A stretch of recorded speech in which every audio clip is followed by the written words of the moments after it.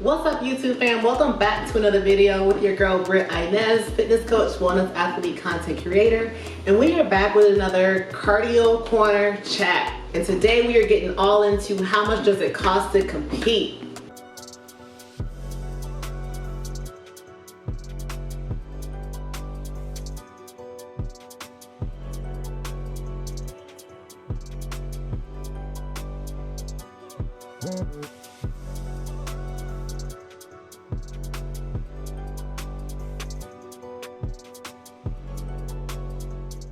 Alright y'all, before I dig in, take a little minute, like and subscribe while you are here. Let me know, have you competed before? Are you first time competitor? Have you been in the game for a minute? I started competing in 2009 and over the years I have become a lot more resourceful and I've learned a lot. And I'm excited to redo this video. I actually did this video in 2022 and since then I've learned even more ways to save on some coins. Because let's be honest, let's be real. Most of us are not getting paid to do this. This is something that we love to do, right? And even if you have sponsorships, affiliate deals, it only goes so far. So if you're here to save some coins, I got some tips for you. All right, y'all, now let me just first start off by saying the costs that I share in this video, they're not concrete, okay? They're gonna vary because you're gonna have different options depending on what route you choose, who you work with. And the first cost is starting with your coach. The majority of people that compete do not coach themselves, especially if you are a first-time competitor. Now, I do know some people that do it, but if you are looking to work with a coach and to kind of not have to worry about being in your head, the coach can really help you to just have a second set of eyes so you're not like looking through things with prep goggles on and just not seeing things clearly. So coaches can run you anywhere from $125 to $275 plus. Some are over $300. A lot of factors go into that. Their expertise, their track record, how booked they are, how big of a name they are. There are big name coaches who, you know, work with the Olympians that are out there. There are some coaches that are just not really well known online, but they're still amazing coaches and they can be on the lower end or somewhere in the middle.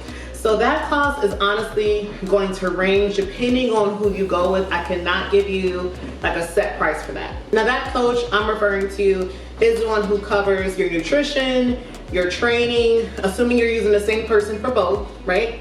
Some athletes do have separate coaches for nutrition and supplementation and then coaches for training. But in this, for the purpose of this video, I'm going to assume you're going to use one coach for your nutrition and for your training.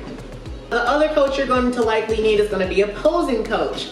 Now, yes, there are some coaches and teams that do everything in-house, but a lot of people that I know, myself included, we work with a dedicated posing coach where that is all that they do. Like all they do is pose people. Now, posing coaches, again, just like your prep coach, they're going to range just depending on, again, their expertise, how long they've been in the game, and just honestly like where they set their price points at. Some posing coaches have one-on-one sessions that you can get. Some of them have group sessions, some of them have in-person sessions, and they all vary. I paid everything from like $75 to a posing session to $90 to $125 for a posing session if I was going in person. So again, that just kind of ranges on how often you want to meet with your coach, how you're going to meet with them. Are you going to do in person? Are you going to do virtual, be online with them? And are you going to pose by yourself or are you going to pose with a group? Now, my personal belief is you should be practicing posing year round. I'm not saying you need to meet with a posing coach year round, but I don't subscribe to the idea that you should only work on your posing when you're in prep, because the way I see it, when we're in prep, you get to a certain point and you're just trying to survive. You're just trying to survive and hang on, okay? The calories aren't really there, the food is low, the energy is low, the output is really high. So you can learn things better when you're in a more fed state, like in your improvement season, in your off season, right? So that's why I believe that you should be working on those things outside of prep, even if it's just once a month. So what I like to do is I'll still meet with a posing coach once a month in my improvement season months, and then of course, like once I'm in prep, it'll be a lot more frequent. On to the stage glam, y'all, which is probably one of my favorite parts about show day, and that's a contest suit. Now, a competition suit, ladies, listen, we chose this is the path that we're on, okay? Fellas got it really easy. But our suits can cost anywhere, easily from several $100s to a couple $1,000s. On the lower end to be around like 500 range, 400 range, all the way upwards of 1,000 plus. And a lot of factors depend on that. One, are you gonna get a suit that's gonna be custom made for you? If you are, you're probably gonna spend more in the $750 and higher range than you would if you were to just buy a suit that was already made just off the rack. Another option you have is to rent a suit. Now, if you rent a suit, that can definitely cut down costs.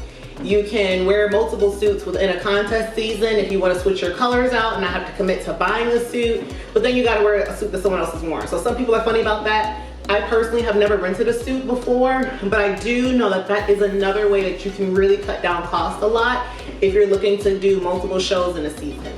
To go along with the suit, you gotta have shoes. The shoes can range anywhere from 40 bucks if you're getting some like on Amazon. If you're gonna go with like the bigger brands like Shoe Fairy, those can be around $100. And again, all of that just depends on the type of shoe that you want, what size platform you want, what size heel do you want. There's so many different options out there with shoes.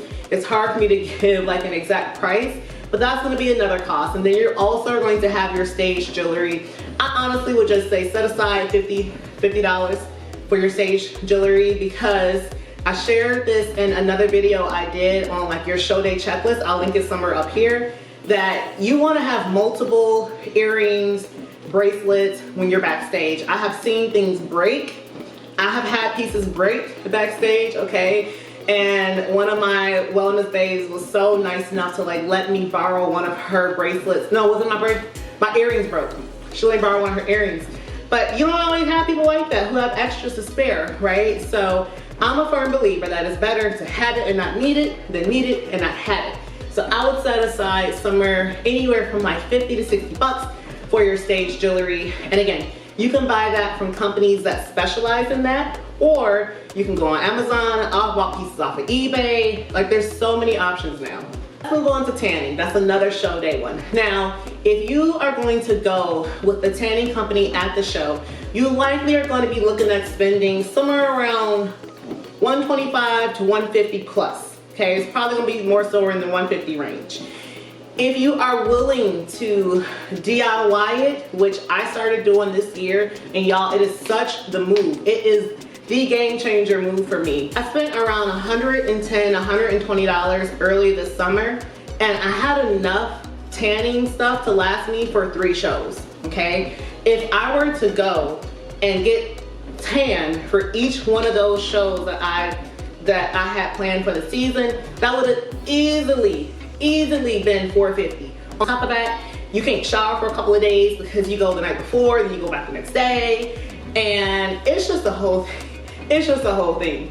So I personally think, like, if you're open and willing to being a DIY person for your tan, that can save you so much money and also time on show day, because you don't have to worry about going back for that second coat. You can sleep in a little bit longer and have a more peaceful show day experience.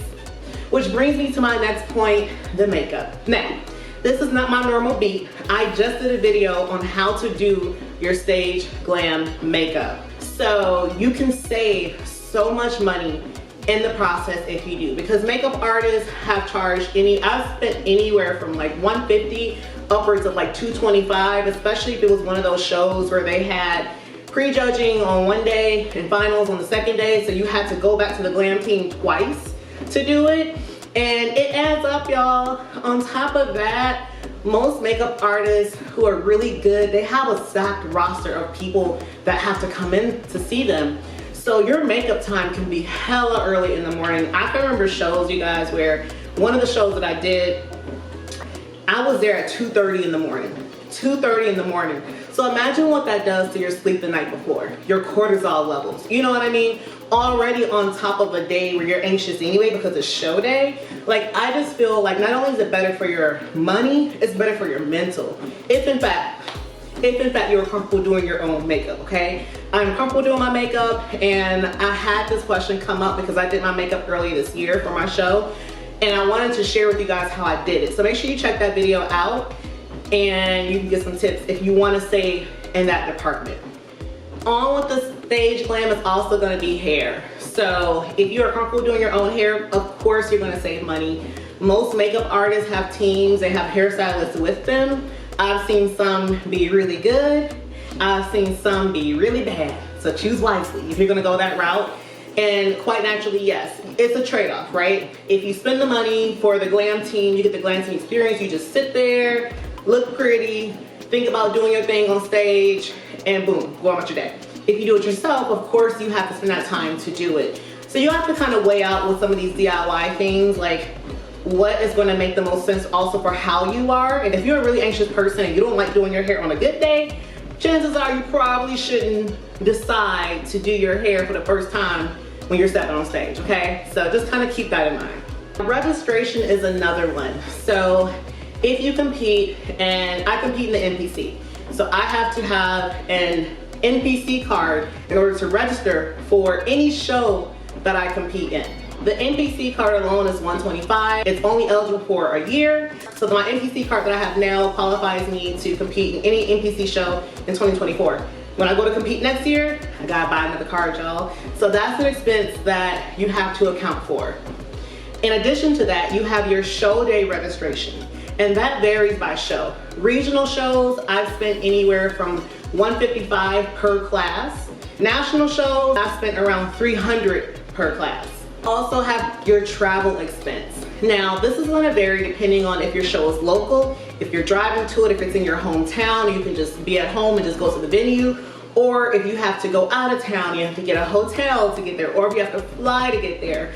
So this is another one of those costs that can go, it can be anywhere from like $50 if you're just paying for parking at a venue to a couple of grand if you have to fly to go compete. When you do compete in another city, it's best if you get there a few days in advance. You're gonna have somewhere to stay. You're gonna have a way to get around when you get there and get to places. Do your workouts, do all the things that you need to be able to do. So those costs can quickly add up when you're traveling to doing shows out of the state, especially if you're on the national circuit and you're going for your pro card and you're flying to these different cities and having to pay for Airbnbs or hotels. And it just honestly adds up. I would say in general, it's about several grand per show. By the time it's all said and done, you add up everything from A to Z, it's around that. Now, naturally, that price can go down the more things you can offset. If you're gonna drive and you're willing to do that, I'm not getting in nobody's car and driving 10 hours to go to anybody's show. I'm gonna fly. So, you know, again, all of this can kind of vary just depending on how much you're willing to do and how much you're willing to offset those costs. All right, y'all, so I hope this gives you a general idea how much it costs to compete, where you can save money in the process. So let me know, what are some tips and tricks that you picked up along the way to bring down your competition costs? Or if you are a first-time competitor and you have questions on anything that I've covered in this video, please don't be shy in the comments. It is not uncommon for me to create an entire video around questions that you guys ask. All right, y'all, until the next one, I'll talk to you later. Peace.